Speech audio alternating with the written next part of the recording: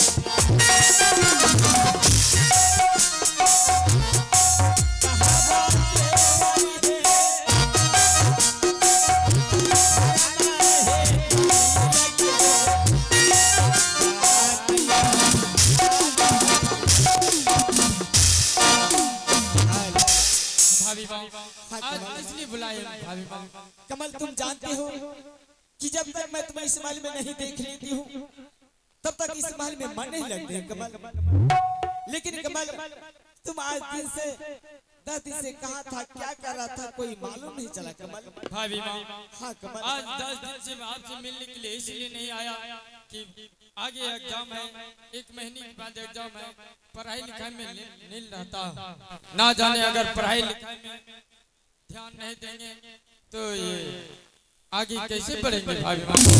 कमल भाभी के साथ साथ तुम्हारा माँ भी हूँ। क्यों नहीं भाभी, एक बचपन मेरी माँ स्वर्गवास हो गई और पोस पाल कर अपने हाथों से इतना बड़ा किए, भाभी माँ नहीं बल्कि माँ समान हो भाभी। आज दरबार में बैठ करके तुम्हारा भाई तुम्हारा इंतजार कर रहे हैं कमल। क्या मेरा भैया महल में बैठ के मेरा इंतजार कर रहा है? कमल ठीक है भाभी माँ, चलने की तैयारी करते हैं। क्यों नहीं चला